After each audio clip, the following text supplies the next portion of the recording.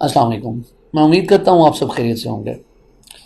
हमने ये चीज़ ऑब्ज़र्व की है कि हम में से बहुत से अमेज़ॉन सेलर्स यूके से सेलिंग स्टार्ट करते हैं और बहुत अरसे तक वो यूके में ही सेलिंग करते हैं और वो अपने आप को कभी अपनी सेलिंग को, अपने प्रोडक्ट की सेलिंग को कभी भी एक्सपैंड नहीं करते ईयू मार्केट्स में। आज का टॉपिक बहुत इंटरेस्टिंग है कि क्या वो टिप्स एंड ट्रिक्स हैं या क्या वो चीज़ें हैं जिनका हमें ख्याल रखना है if we want to expand our selling to EU market places, जो कि हमें डेफिनेटली करनी चाहिए और हम लोग नहीं करते हैं। हम में से कुछ लोगों का ख्याल ये है कि लैंग्वेज बैरियर एक इशू है। कुछ लोग ये समझते हैं कि वैट एक बहुत सीरियस कंसर्न है ईयू मार्केट्स के अंदर जो हम मैनेज नहीं कर पाएंगे। रजिस्ट्रेशन किससे करवाएंगे? अमेज़ॉन से करवाएंगे तो वो बहुत महंगी करेगा। कुछ लोग ये समझते हैं कि अमेज़ॉन से जो हम एनुअल वैट रजिस्ट्रेशन करवाते हैं अमेज़ॉन की सर्विसेज को यूज़ करके, जिसमें वो हमें फ्री सर्विसेज समटाइम ऑफर कर रहा होता है, उसमें भी आगे जाकर वो हमें ज़्यादा फीस चार्ज करेगा। कुछ लोग ये समझते हैं कि ये वर्थ इट ही नहीं है वहाँ पे सेल करना, वहाँ सेल्स ही नहीं है। तो इस तरह की बहुत से थॉट्स हैं जो हमारे अमेज़ॉन सेलर्स के दिमाग में चल रहे होते हैं।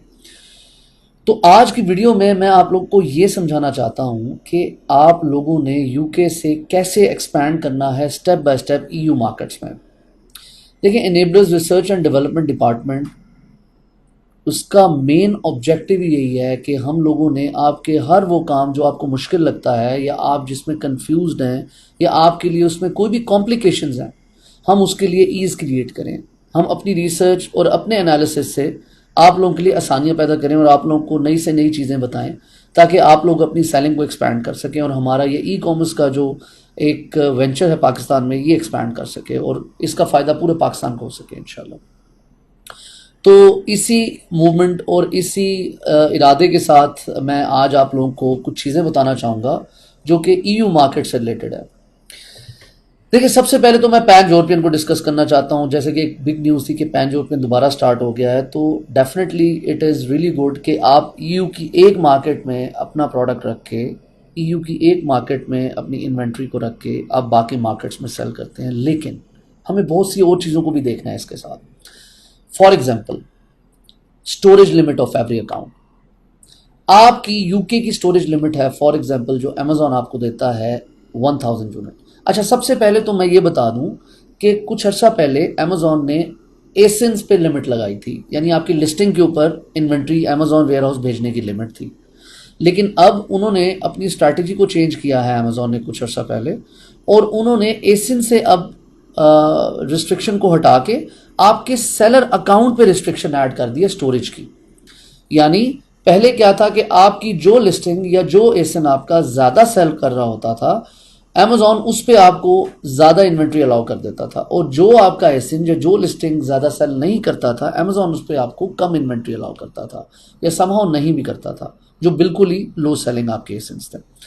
लेकिन अब क्या हुआ? अब ये हुआ कि अमेजॉन ने उस स्ट्रैटेजी को डिसकंटिन्यू करके एक नई स्ट्रैटेजी लॉन्च की है, और वो या नई पॉलिसी अप्लाई की है। वो ये है कि अब आपके सेलर अकाउंट के ऊपर अमेजॉन ने स्टोरेज दी है। अब इसका मतलब क्या है? इसका मतलब ये है कि आपको Amazon certain amount of units पूरे सेलर अकाउंट पे अलाउ करेगा। फॉर एग्जाम्पल, उसने आपके सेलर अकाउंट पे 1000 यूनिट अलाउ किए हैं, तो आप 1001 यूनिट अमेजॉन के वेयर हाउस में नहीं भेजेंगे, ना भेज सकते हैं। अब इस 1000 यूनिट में आपकी मर्जी है, अगर आपकी 5 लिस्टिंग्स हैं तो आप सब पे 200 भेज दें, एक ही लिस्टिंग पे 1000 भेज दें, ये चॉइस आपकी है। लेकिन अमेजॉन आपको सेलर अकाउंट के ऊपर अब लिमिटेशंस देता है, जो कि पहले वो एसिंग या लिस्टिंग के ऊपर देता था। तो अब समझने की बात क्या है कि अगर आप पैन यूरोपियन को अप्लाई करते हैं, और फॉर एग्जाम्पल आपकी एक मार्केट प्लेस की लिमिट है 2000 यूनिट्स या 1000 यूनिट, और आप उस मार्केट में अपने प्रोडक्ट को भिजवा के बाकी मार्केट्स में फुलफिल कर रहे हैं, तो बड़ी ऑब्वियस सी बात है कि आपकी उस मार्केट की जो स्टोरेज लिमिट है वो फ़ौरन फुल हो जाएगी उन मार्केट्स के लिए जो कि उससे कनेक्टेड है, और डायरेक्टली आप वहाँ स्टोरेज या इन्वेंट्री नहीं भेज रहे। आई होप मेरा पॉइंट आपको क्लियर हो गया होगा कि आपने हर अकाउंट की स्टोरेज लिमिट को अवेल करना है, ये ज़्यादा बेहतर है, जो कि पैन यूरोपियन से अवेल करना मुश्किल है। बेहतर क्या है? बेहतर ये है, फॉर एग्जाम्पल आप यूके सेलिंग कर रहे हैं, तो सबसे, अगर आप जर्मनी में स्टार्ट सेलिंग करना चाहते हैं, जो कि डेफिनेटली आपको करना चाहिए, कुछ दिन पहले साकिब साहब ने भी ये पोस्ट लगाई कि Germany is the second biggest market after USA, even UK से भी बड़ी मार्केट है, और हम 2 से 3 चीज़ों की वजूहत पे, जैसे लैंग्वेज बैरियर या वैट कंसर्न्स, या हम समझते हैं कि वर्थ इट ही नहीं है, हम वहाँ सेल नहीं कर सकते, तो इन चीज़ों की वजह से हम लोग वहाँ पे सेलिंग नहीं करते हैं, जो कि बिल्कुल गलत है। हमें वहाँ पे सेलिंग स्टार्ट करनी चाहिए एज सुन एज पॉसिबल। अच्छा, अब सेलिंग स्टार्ट करने का बेस्ट तरीका क्या है? बेस्ट तरीका ये है, सबसे पहले तो आप ये देखें जो प्रोडक्ट आप यूके में सेल कर रहे हैं, क्या वही प्रोडक्ट आपका जर्मनी में सेल हो रहा है? अगर वो प्रोडक्ट जर्मनी में अच्छा सेल हो रहा है तो बहुत बेहतर है।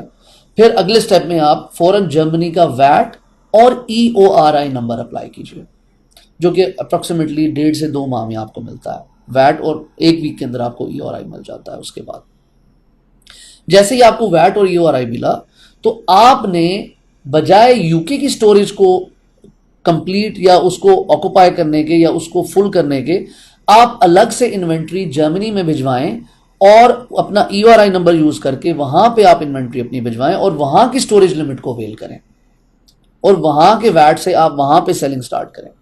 देखिए, पैन यूरोपियन ना करने का और वहां पर स्टोरेज अलग से लेने का या वहां पे इन्वेंट्री जर्मनी में अलग से भेजने का एक और फायदा यह है कि पैन यूरोपियन के सिनेरियो में अमेजॉन आपकी जो इन्वेंट्री होती है दूसरी मार्केट्स में, जहां आप इन्वेंट्री डायरेक्टली खुद नहीं भेजते, वहां पे वो इन्वेंट्री को मेंटेन कर रहा होता है आपकी सेलिंग के बिहाफ पे।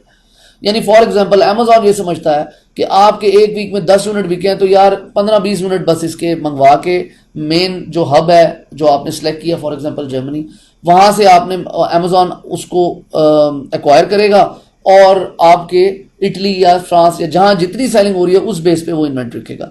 लेकिन अगर फॉर एग्जांपल आपकी इन्वेंट्री कम पड़ जाती है और आपकी सेलिंग ज़्यादा है, तो कस्टमर को डिलेज आते हैं, जो कि आए हैं, हमने देखा है पास्ट में पैन यूरोपियन के सिनेरियो में। लेकिन अगर आप खुद से उस इन्वेंट्री को डायरेक्टली फुलफिल करते हैं, इटली में अलग भेजते हैं, जर्मनी में अलग भेजते हैं, फ्रांस में अलग भेजते हैं, हर जगह अलग भेजते हैं, तो डेफिनेटली वो ईज नहीं है, वो डिफिकल्ट है, वो एक अलग प्रोसेस है। लेकिन एक तो आपको वो इकोनॉमिकल पड़ेगा, आप जब इन्वेंट्री वहां भेजेंगे तो वो आपको इकोनॉमिकल पड़ेगा, और दूसरा ये कि आप अपनी मर्जी से इन्वेंट्री को फुलफिल कर सकते हैं। और सबसे अहम, फिर मैं वही बात रिपीट करूंगा कि हर मार्केट प्लेस की अलग स्टोरेज है, ये आप चेक कर सकते हैं अमेजोन पे जाके, उसकी पॉलिसी में जाके, कि अमेजोन जर्मनी की, इटली की, फ्रांस की, हर मार्केट की अलग स्टोरेज लिमिट आपको अलाउ करता है। तो आप उस स्टोरेज लिमिट को भी अवेल कर सकते हैं अलग से, और अपनी मर्जी से आप इन्वेंट्री वहां पे अपने मर्जी के नंबर ऑफ यूनिट्स आप वहां पे भेज के सेलिंग स्टार्ट कर सकते हैं। और 1 बाय 1 मैं आपको रिकमेंड करूंगा कि आप मार्केट्स में जाएं। देखिए, पैन यूरोपियन यूजुअली जब आप अप्लाई करते हैं तो आपके जहन में ये चीज़ होती है कि मैं एक जगह इन्वेंट्री रख के सब जगह बेच लूंगा, लेकिन आप ये भी देखिए कि आपको सब जगह के वैट भी लेने पड़ेंगे, और जब आप सब जगह के वैट अप्लाई कर देंगे तो एक दफ़ा तो आपने एक्सपेंस कर दिया वैट अप्लाई करने का, वैट नंबर भी आपको मिल गया, लेकिन आप ये बात भी सोचिए कि आपने हर महीने उस मार्केट प्लेस के वैट की फाइलिंग भी तो करनी है, रिटर्न्स भी तो फाइल करनी है। अगर आप फॉर एग्जांपल आपने सिर्फ वैट नंबर ले लिया और आपने सेलिंग एक मार्केट में स्टार्ट की और वैट आपने 4 मार्केट्स का ले लिया, तो बाकी 3 मार्केट्स में निल रिटर्न करेंगे, आप फाइल करेंगे वैट निल। तो जब आप निल रिटर्न्स करेंगे फाइल वैट, तो ऑब्वियसली जो भी वैट रिटर्न्स फाइल आपका अकाउंटेंट कर रहा होगा, आप उसको तो हर महीने पैसे दे रहे होंगे ना, तो आपके चार्जेस तो स्टार्ट हो गए हर महीने के। तो क्या ये बेहतर नहीं है कि आप एक जर्मनी की मार्केट से पहले स्टार्ट करें, वहां पे सेलिंग करें, उसको आप रैंक करें, उस पे सेल्स को बेहतर बनाएं, वहां से रेवेन्यू जनरेट करें, और फिर आप नेक्स्ट मार्केट में जाएं और उसका वैट अप्लाई करें और उसका EORI अप्लाई करें। तो इस तरह से हम अपनी बिजनेस को ना सिर्फ यूके में बल्कि पूरे यूरोप में स्टेप बाय स्टेप स्केल कर सकते हैं, जो मैं आपसे डिस्कस करना चाहता था। आई होप इस वीडियो ने आपको हेल्प किया होगा, और इस वीडियो का मकसद कतन ये नहीं था कि आप पैन यूरोपियन को वेल ना करें, बल्कि इस वीडियो का मकसद ये है कि पैन यूरोपियन के प्रोज एंड कॉन्स बताना आपको। डेफिनेटली उसका फ़ायदा है, ईज़ है आपके लिए बहुत ज़्यादा, कि आप ईज़ को एंजॉय करते हैं, आप एक जगह इन्वेंट्री को रख के आप बाकी मार्केट्स में उसको भेज सकते हैं। लेकिन जो उसके नुकसानात हैं वो भी मैंने आपसे शेयर किए हैं, कि आपकी स्टोरेज लिमिट आप अवेल नहीं कर सकते हैं उस मार्केट की कम्प्लीटली। और उसके अलावा आप जो वैट अप्लाई अगर करेंगे तमाम मार्केट्स का, तो वो भी आप अगर सेलिंग नहीं कर रहे हैं तो आपको उसकी फाइलिंग करनी पड़ेगी और आपको उसके चार्जेस देने पड़ेंगे अकाउंटेंट को हर माह। और उसके अलावा आप जो उसमें इन्वेंट्री भेजना चाह रहे हैं वो आप अपनी मर्जी से नहीं भेज सकते, बल्कि अमेजॉन अपने एल्गोरिदम के बेस पे उस इन्वेंट्री को मेंटेन करता है। आई होप इस वीडियो ने आपको हेल्प किया होगा। इंशाल्लाह enablers research and development department वक्तन फ़वक्तन आपके लिए इस तरह की डिफरेंट वीडियोज़ के साथ आएगा और आपके लिए ईज़ क्रिएट करेंगे हम इंशाल्लाह। Thank you very much. अस्सलाम वालेकुम।